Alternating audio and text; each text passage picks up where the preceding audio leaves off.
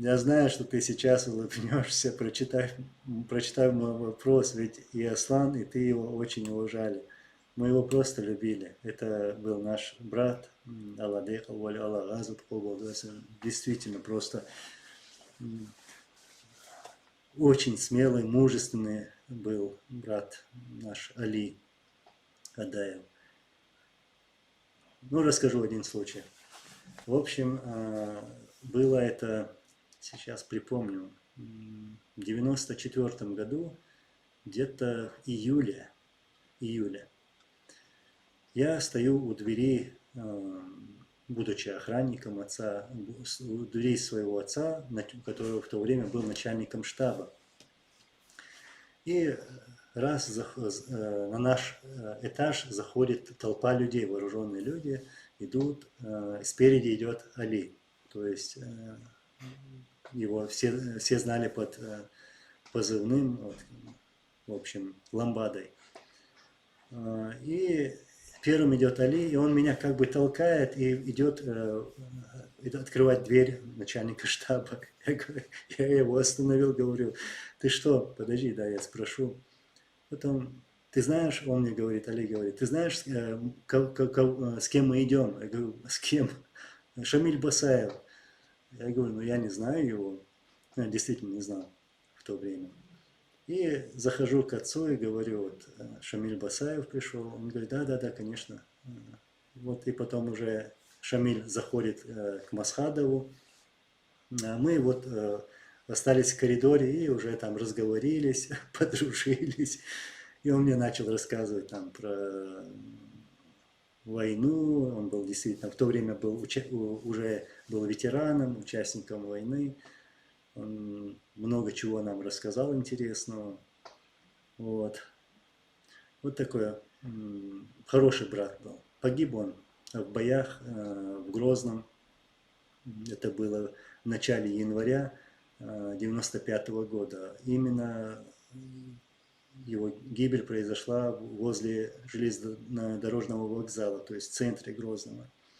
Тело его не нашли, к сожалению. Мы искали его в разных селах, помню, в январе.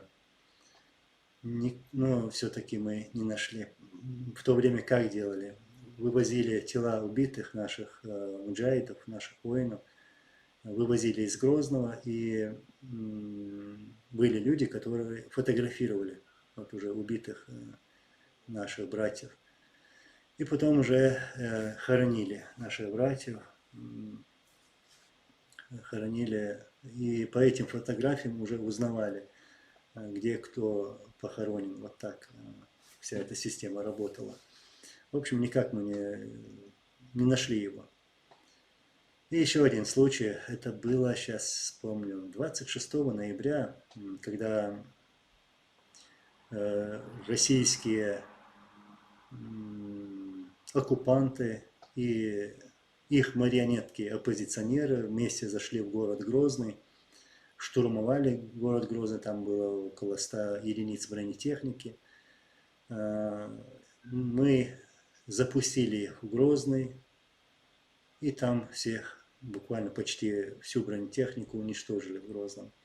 Вот, в тот день Али Адаев приходит к Масхаду, то есть Масхаду вызывает Али.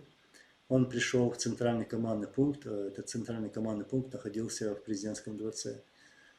И Масхаду спрашивает у Али, Али, сколько тебе нужно времени, чтобы выбить войска, которые сейчас находятся в парке Кирова? И он показал вот два единственных своих пальца. Другие пальцы ему оторвало от взрыва запала, от гранаты F1. В общем, от гранаты. И он показал так два пальца, 2 часа, говорит. И уже по истечении 2 часов действительно он штурмовал этот парк и взял огромное количество трофеев, пленных, там бронетехника была, грузовые машины с боеприпасами. В общем, такой был наш брат الله ديخل ولا الله غازت قوبه لول سنة ودبون بجري يجري